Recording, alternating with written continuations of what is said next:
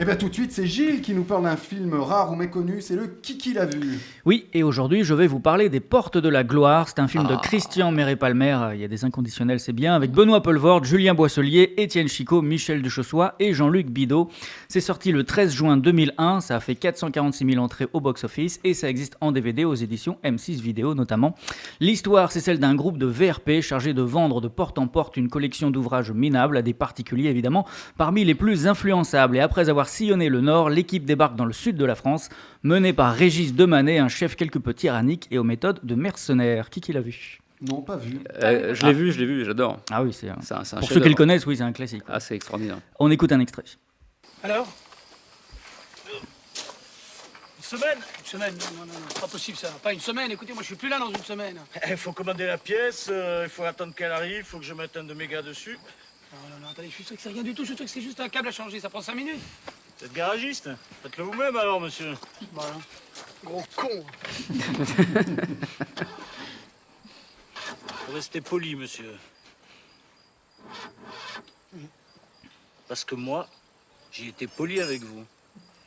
Bonne journée. Sale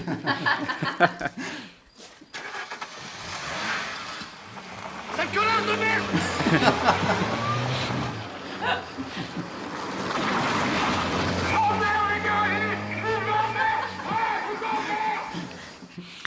Alors quand on voit le nom de Benoît Poelvoorde trôner fièrement en haut d'une affiche qui plus est d'une comédie, on sait que le spectacle sera au rendez-vous. Et Les Portes de la Gloire ne fait pas exception à la règle, d'autant plus qu'ici Poelvoorde a participé à l'écriture du scénario ainsi qu'au dialogue. Résultat, le long métrage est à la hauteur de sa démesure et de son génie, qu'il emploie pleinement. Car oui, rarement dans une œuvre, Poelvoorde n'aurait été si drôle et si touchant, car l'artiste est bien entendu capable d'être les deux, voire davantage encore. Et dans Les Portes de la Gloire, il ne cesse de passer d'une émotion à une autre avec une aisance des plus époustouflantes.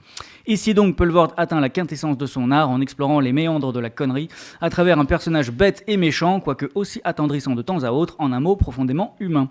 Et si l'acteur bouffe naturellement l'écran, il a aussi l'intelligence de laisser une place de choix à ses nombreux partenaires, Étienne Chicot, Jean-Luc Bidault, dont la personnalité est également très forte, sans oublier Michel Duchossois et Julien Boisselier, plus discrets mais néanmoins excellents.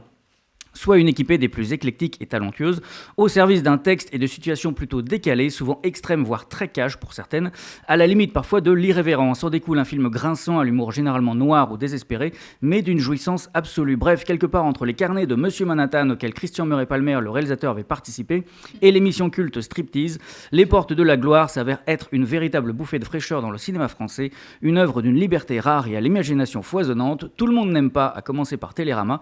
Tant mieux, c'est généralement bon signe. Merci Gilles. De rien. Tu te fais encore des copains avec Télérama. Oui, bah écoute. En tout cas, le casting donne envie. Ah mais c'est vraiment, c'est un très très grand film, il faut le voir. Un film culte, il faut le voir. Ouais. Je suis d'accord.